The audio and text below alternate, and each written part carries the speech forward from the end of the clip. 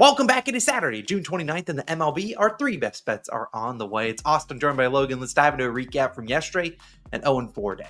We're on a hot streak, our 13-3 run, and then, man, it just feels crushing to have an 0-4 day. Let's talk about it. Our parlay of the day didn't hit. Yelich and Freeman did not get the job done. It's the other losses that are really agonizing to Logan and I. It starts with the Jonathan India and CJ Abrams hit parlay. Abrams hit by a pitch twice. I don't know how many guys have been hit by a pitch twice this season. I bet you the number's less than 10. Brutal. Then we moved to Astros ML. They had plenty of chances. Sure, the final box score 7-2. At the end of the day, they went 2 for 14 or 1 for 14 with runners in scoring position, left 14 on base. Logan knows those stats for sure. And then we got to the Red Sox over 2.5 first 5 team total. You kind of say the same thing. They didn't get the timely hits. We're 1 for 6 or 1 for 7 with runners in scoring position against Randy. We needed 2 runs in the 5th. We got a leadoff single, and then Randy leaves the game due to an injury. So even if we had a chance for a third time through the order against Randy, we did not get that. An 0-4 day, frustrating. Logan and I absolutely hate the reverse sweeps we had this year, but we're not going to let it really distract us. We really feel like we had some good wagers yesterday. Just ended up going 0 for 4, and that's sometimes how it works. I mean, baseball comes down to those timely hits, and when you don't get them, you're going to get cooked, and we got cooked yesterday. But we're going to dive back in with 3 more picks, and hopefully we can go 3-0, start a new hot streak today, and we can do another 13-3 run. I certainly will be okay with that. We're going to let Logan lead things off with his first pick of the day, and he's heading out to St. Louis. Logan, what you backing over there? Yeah, my first pick of the day is a pick I love. I honestly consider putting 2 units on it, but Austin's like, hey, let's be smart here. So you know what? I like it though. It's the Reds and the Cardinals over 8 total runs, minus 110 odds on Fanatics is your best value. Now, why do I really like this one? Because this is a system play. I think honestly, my strength in baseball is betting totals. I mean, yesterday I gave you a very strong lean. I said the Royals game's going to go over. What do you know? It soared over. This one is a classic, it fits my system play. It was a 1-0 game yesterday. They went a combined 1 for 16 with runners in scoring position. And this is a system play. I actually think this total is really high when you look at the 2 starting pitchers' ERAs. And given what they did yesterday, yeah, this is Logan's system play all over it. Now, who's starting for the Cardinals today? It's Sonny Gray, their ace, 2.81 ERA and a 0.95 whip. On weekends, I usually fade aces. I know it's counterintuitive, but normally these aces don't pitch up to what they are capable of doing. And Sonny Gray, this is the ultimate fade spot for me because he's coming off a 7 innings pitch, 1 hitter. 1 earned run in that game. We know it was a solo home run that broke up his no-hitter perfect game. It looked like he was going to throw a perfect game for a hot minute there, and then the Giants said, no, you won't be. But, I mean, Sonny Gray is coming off a really solid start, so why is this total so high, right? Even though the Reds were only 1 for 10 with runners in scoring position last night, they're still 5th best in batting average with runners in scoring position in the last 7 days, batting .333. You know what? Why baseball's hard to predict? Because there's statistical anomalies. There's outlier games all the time. Yesterday, I would say it's more of an outlier. Given what they've been doing this year, the Reds have been getting those timely hits, believe it or not. They just did not get them last night at all. I mean, there was great defensive plays also made by the Cardinals yesterday. And to me, it's hard to find weakness in Sonny Gray's game. I don't want people to say you're disrespecting Sonny Gray. I'm not. He's a great pitcher. It's hard to find weaknesses. But if you go and you dig through every single one of his stats, the weakness that I sort of found is first and second time through the order, he's amazing. He's only allowing a 171 batting average first time and second time through the order. But third time through the order is when hitters have had more success against him. He's allowing a 266 batting average third time through the order. So once these hitters see him a third time, they are sort of getting to him, and I could see that happening for the Reds today. They make the adjustments they need to get to Sonny Gray and get some runs off him. Cincinnati also 10th best in batting average against righties over the last week as well. This is a Reds offense that is certainly capable of putting up their fair share of runs, right? What's the pathway to get this total over 8? I think the Reds are going to need to give us a solid at least 3 to 4 runs in this one, and I think they can do it, especially against Sonny Gray. Now, on the other side, it's Carson Spears starting for the Reds. 3.45 ERA, 1.25 whip. Carson Spears has given up 7 hits in back-to-back starts and has a 5 ERA in his 2 road starts this year. I got to fade this guy. I don't think he's all that good of a pitcher. I mean, when you're giving up 7 hits, you're just flirting with danger to begin with, not missing a whole lot of bats. And with runners in scoring position, Spears is allowing a 270 batting average. It's up to you, Cardinals, to get the timely hits today. Can they get them? I think so. If you look at the lefty righty splits against Carson Spears, lefties hitting 299 off Spears, righties hitting 228. So obviously the lefties have the advantageous matchup. Good thing about the Cardinals is they can put several power left-handed bats in that lineup against Spears and sort of work him that way. St. Louis hitting 288 with runners in scoring position over the last week. That's 12th best in baseball. I think they can certainly get some timely hits against Carson Spears, and the Cardinals are batting 261 against righties at home this month. We know they're typically a good offense at home as of late. They just weren't last night. I mean, 1-0. They were clinging for dear life in that one. I still think Carson Spears is in a bad position in this one. I think he gets rocked, and I think the Cardinals do their fair share of scoring in this one. And then we go to the bullpens, right? Because neither of these starting pitchers is hopefully going to go much past 6 innings. Cincinnati, 8th in bullpen ERA. St. Louis, 10th in bullpen ERA. So you got 2 top 10 bullpens.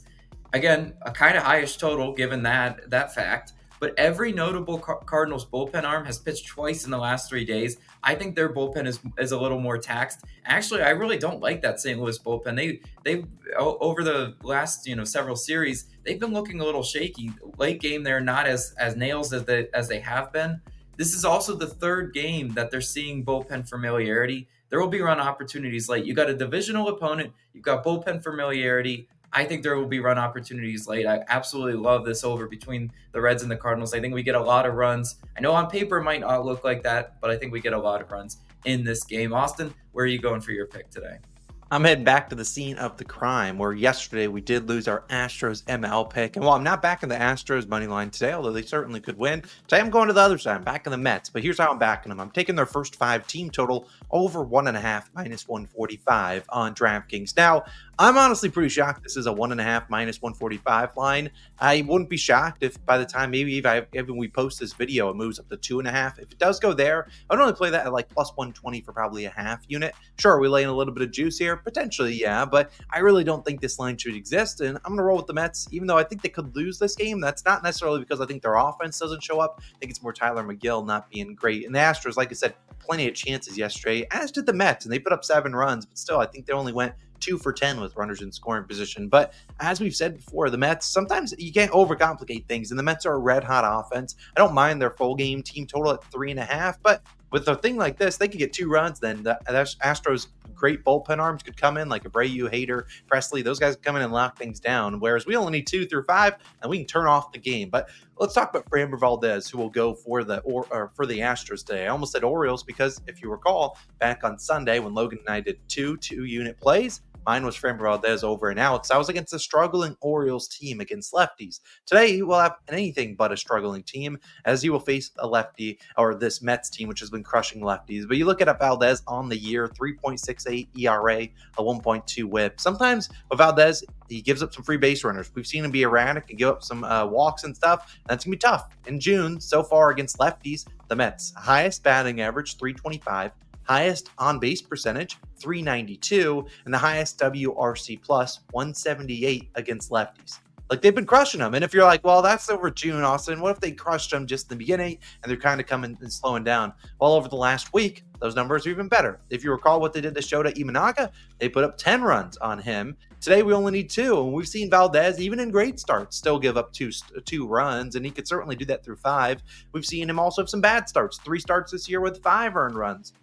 If the Mets put up, 3 earned runs on him, would that be surprising? No. If they put up 2, would that be surprising? I mean, maybe, because they've been so good. But at the end of the day, the Mets have just been crushing lefties, crushing anyone in their path. The Mets have scored 2+ runs on 9 straight lefty starters. And like I said, if Valdez goes out there and gives up only 2 runs through 5, hopefully he doesn't give up another run in the 6th or 7th, because that would be painful if that's when his second run comes. But that would honestly probably be a pretty good start. I mean, Ronel Blanco didn't do anything yesterday for him. But again, like I said, I think Valdez gives up some base runners, and so do the Bucks. His hits allowed line sitting at 5.5, a minus 150. His walks allowed at 1.5, minus 200. At the end of the day, I think they get some base runners. It comes down to, can we get timely hits? Yesterday, we got none of them. Today, we don't really need a ton. It could be just one timely hit with the guys on second and third. It could be a home run, which they've been hitting plenty of those.